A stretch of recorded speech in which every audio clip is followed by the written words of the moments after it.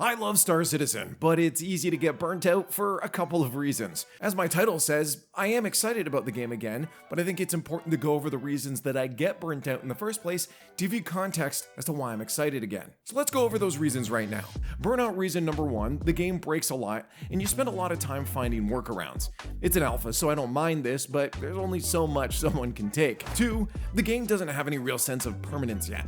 Sure, there's persistence. I've left a cookie jar in my hangar and it's still there to this day, but the knowledge everything will get wiped again before full release keeps my brain from fully investing. And three, the developers have multiple shows a week where they share what they're working on or what's coming up in the next patch. Well, it's awesome that they do this, but obviously this transparency is great. It does inherently take away from the sense of surprise, exploration, and excitement when you know what to expect. Sure, I could avoid watching these things, but ultimately I enjoy them, so I take breaks. Which is why I have breaks in my videos, which I'm gonna try to fill with content on other games between my Star Citizen content. But recently, things have been piquing my interest. Let me tell you why I'm getting excited about Star Citizen once again. The biggest thing for me has to be progression towards server meshing, and that the subreddit hit 420,069 users this week. Just saying. But multiple server meshing tests have been underway recently, with game sessions seeing thousands of players join individual instances. Nobody run in here, we'll glitch! Stop! Everyone's not going your keyboard! For outsiders, these words may mean nothing. But one of the core selling points of this game was a massive connected world that wasn't instanced like most traditional MMOs were. To make this work, they had to develop a system that allowed multiple servers to work together in one instance.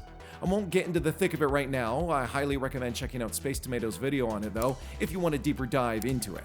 But there are essentially two levels to it. Static server meshing, where multiple servers are running one instance, and as you cross the barriers of the servers, they hand off authority and now own the entity in that zone and are authoritative of its state. The second and final level is dynamic server meshing. The goal of this is to allow server A to ask a new server, let's say server D, to boot up and help with some of the calculations server A couldn't handle. Now this doesn't mean a new server controlling just a specific area. It could be simply helping with specific calculations, like the bartenders or the physics of a few boxes. This means that box you're holding or that player over there could all be on different servers. This has been a dream, and one that started to feel impossible for years and years now. But with all this testing undergoing with the community, and devs posting how excited they are, I'm also beginning to get my hopes up, seeing the possibility of a hugely connected world beginning to form in front of us. For the player, what this means is that instead of picking a server your friend is on, you can just click play, and you'll always be in the same world as them.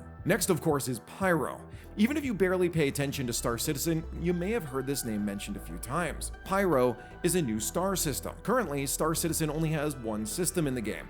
Sure, it's big, like honestly, it's really big, but it obviously does limit the amount of potential a player has when it comes to their game experiences in the long run, especially with gameplay loops like cargo hauling or base building, and those being core loops to the gaming experiences that you'll have down the road. Pyro has been this mystical entity that was always just around the corner. Back in 2022, they started their marketing of Journey to 4.0, and even before that, it was teased to be close time and time again. This has obviously led to discouraged players and a big amount of trust being broken when it comes to listening to CIG and their promises, but now, as of just a few days ago, Pyro is in its first stages of player testing called Evocati. It's here, it's not a myth anymore, it's in some players' hands. While Evocati testing can take some time, the reality is that we should see it within the next month or two. And you can best bet I'll be doing live streams on this channel to see if it reignites the hopes and dreams of all the girls and boys in the verse, so subscribe to not miss the live streams. Alongside Pyro, a new gameplay loop is being introduced, Engineering. This is going to have massive changes to how people play the game. Solo piloting a massive ship suddenly becomes harder with the potential of ship components needing replaced or fires starting. We'll be forced into more group play, something akin to Sea of Thieves.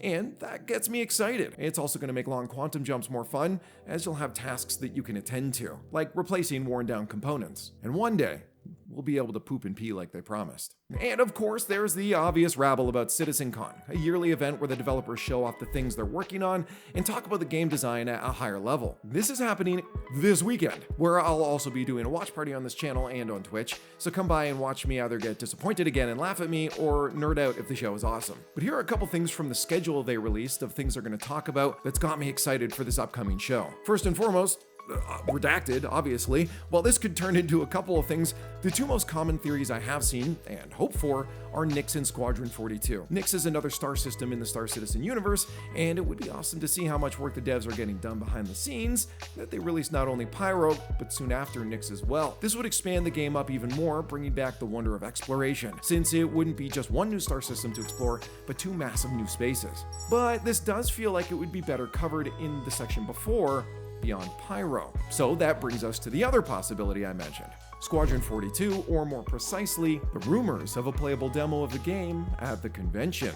Squadron 42 is the single-player game that CIG showed off in previous years, including last year, and mentioned had entered the polishing phase. While that can take a lot of time, they have been grinding to get this game to a complete state recently, and could indicate why developers were mandated to work on the weekends leading up to this. Usually, this would be day 2, you want to save the best announcements for last, but a playable demo at the convention would make a lot more sense to be announced on day 1, so that the attendees have the rest of the weekend to try it. To finally have Squadron 42 on its way is surreal, to say the least, but we do have to keep in mind that a playable demo doesn't mean the game is ready. As a demo is a controlled environment, they can easily polish up nicely, even if the rest of the game is still a buggy mess. A backer actually playing some version of the game is a milestone that felt perpetually 2 years away. Regardless of how far away it actually still is, I don't think anyone could say that it's not exciting to see a potential playable demo. Moving around, there's 2 sections here that talk about base building, which will be a core to the Star Citizen experience. Currently, there's no real investments for a player to make, besides buying ships that aren't even in the game.